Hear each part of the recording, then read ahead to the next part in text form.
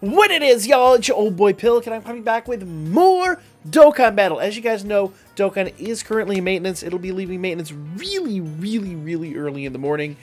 So before that drops, I do want to have a big conversation here about the physical LR Trunks Extreme Z battle that is coming to Dokkan Global. Now, basically, when Dokkan, when it comes out of maintenance, right now it says 4:30 in the morning. We'll see. They don't have the best track record for that. But when it comes out of maintenance, this will be live. And basically what you're going to need to do is if we kind of scroll down here, get these ads off the page there, go away. As you go down here, you're going to see some of the basically features of the current battle. The boss obviously is physical Trunks. He's going to awaken at level 4. These are his various skills. He's going to be anti-stun. Basically, by the end of it, you won't be able to affect him with anything. Stun, offense down, defense down, anything. And his damage reduction is going to get pretty ridiculous. So start at 60%, and it's going to go all the way down here to 80%. Right there. 80% damage reduction is going to be killer.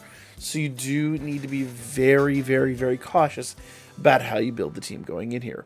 And let's kind of talk about that, because that is the interesting caveat here, okay? So event restrictions, you are unable to use Dragon Stones, the usual.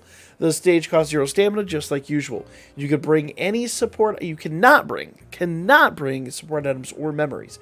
Characters with the same second name cannot be included. That is a big change between this and other, remember, we got the same name update like last year, but you cannot use same name units in Extreme Z Battle. Also, you can't use units that are one-shot kills, just because, no. Characters with a link skill Legendary Power active will deal increased damage. Literally what this means is every DPS in your team needs to be an LR. We'll go over that here in a moment. Because characters from the Space Traveling Warriors category take less damage and mitigate Trunks' damage reduction. In other words, you need to be running this team. Okay? That is the vast majority of this. You've got to be running this team. You've got to be running Space Traveling Warriors. So let's talk about this, and let's talk about selections for this team going into the event. Because obviously, here's all of our units, but oops, leader skill is Bojack, Strength Bojack. Now, if you don't have Strength Bojack, there are other options. We'll get that here in a moment. But mainly know that Bojack is Space Traveling Warriors leader skill. He's really the best of the best for a job. And even on the assist side, you should be using, I say assist side, on the friend side, you should be using one of these units in order to basically attain maximum rewards. Even if you don't have Bojack, you got to use a friend Bojack. It's going to be so necessary. Now, get out of here with those stupid ads. So, when we're talking about this, I do want you to consider that there are other builds that are possible. Space Traveling Warriors has a lot of overlap. In fact, look at the Ginyu Force here. You got the EZA Ginyu Force, you got some of the new Ginyu Force. They're all pretty much on Space Traveling Warriors for obvious reasons. So, do be cautious about that. Also, remember, LRs are your main DPS, because LRs basically have that link skill that allows you to produce damage. They're going to have legendary power. No one else but an LR is going to have legendary power. So what do you want to do when you build a team? Well, first things first, pay close attention to this line right here. Anybody that's on this line is going to be a phenomenal option. In fact, Pan's going to be really good, not only because she does boost attack, she does a decent amount of attack. I mean, not end world-ending attack, but she does do some. It's kind of nice. But it's mostly her skills as a healer, as an orb changer, and all that good stuff that's going to make her a really crazy good asset for this. Okay? Now, Beerus and Whis, I actually didn't find much use for on my team. But the other three here, I absolutely adore. The one exception being, I actually don't have, if you guys don't know, I have lacked this unit. I have lacked this unit since he's dropped in the game. I do not have the Strength Full Power Frieza. But remember, you can only have one Full Power Frieza. So what did I do instead? I actually subbed it out for the AGL. He does fantastically. Obviously, later matches, he's not going to produce the kind of damage, but AGL Frieza is going to be a great asset to your team. Trust me, a lot of people on the JB side ran him. Fantastic unit. So, since this is a physical fight, basically anybody up here except for your ints, everybody except for your ints are going to be a really good option. In fact, some of the ints, they say, are pretty respectable, but since Int Bojack is going to overlap with the Bojack leader, you obviously don't want to use that unit. So, for me, I'm going to be talking about running Strength Bojack as my leader, and then I'm going to come back up here and I'm going to go, okay, cool. I have the Strength Prime Battle Frieza, good unit, it's going to be fantastic here. I've got the Strength Turles, because I happen to pull him. I have him, great unit, fantastic unit for this, going to do really well. But since I don't have the Strength Frieza, I'm going to use the AGL Frieza. So that's 7 of my units. Now, obviously then I'm going to throw Pan on there. That is then, that is now 5 of my 7 units, so I just need 2 more units. So here's the big question that you're going to have to start asking yourself.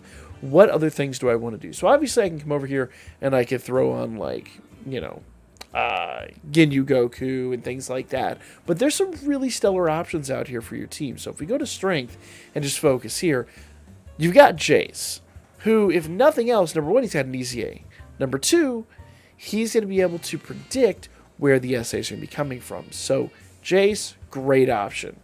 Also bear in mind, Cooler. Cooler does Terrifying Conqueror's team and one other team, and those, well, Terrifying Conqueror specifically has a lot of the same units in here. There is a lot shared between Space Traveling Warriors and Terrifying Conquerors. So you could, in theory, run the Strength Cooler as a lead if you did not have the other one. So if you don't have Strength Bojack, there's your alternative. Okay? Now, I've told Strength Hit is a good option there. I actually don't have him. I believe he was a World Tournament reward. It is what it is. I don't have a lot of those just because I haven't done World Tournament in a really long time, admittedly. But he is right here. He's good. Now, as far as backups go, you could, in theory, if worst comes to worst, admittedly, run a Turles leader, because he's also, I believe he's Terrifying Conquerors. He's only 130 leader, but run him with one of the 170 leaders, and he'll come out absolutely spades. Good unit. Can't say enough. So for me, it's Strength Bojack. These 3 that makes 4. Pan that makes 5. I'm not going to have them, so I need 2 more. Now, that means that I'm going to throw Strength Cooler on here. Now, I want you to bear in mind one thing. When I throw Cooler on this team, I am mitigating the damage reduction skill.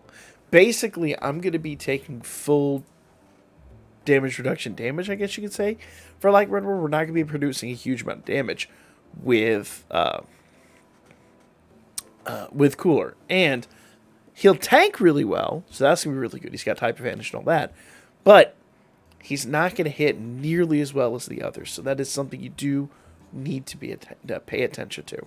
So, Strength Cooler, great alternative. Turles, great alternative. But here's the deal, guys. If you don't have them, then start really considering. You can run physical units, obviously super units, super class units, not just the extreme side, but super class units can get the boosts, though extreme is going to be slightly better just because, you know, they're in full opposition. But you can run Super Fizz, you could run Super AGL. The only thing you would not want to do is run Super Int. Super Int is going to get you curb stomped with a quickness, so do be mindful of that. And also, if you're going to pick someone that's not in basically another team, if you're not going to get somebody from here that is like a strength unit, then you kind of want to offset that and make sure they link up really exceptionally well, because if they don't link up really well at all, you could actually be hurting yourself. But that's my 2 cents on the matter. Go, guys. Build yourself some killer teams. There are some really stellar units out there. Some of them that I completely forgot about, didn't even mention. But the big ones are Cooler, Bojack, obviously any of the LRs, Pan, and of course Jace, because Jace can foresee SAs. That is really awesome. For now, guys, like, comment, share. Good luck, happy building, and I'll catch you guys on the next one.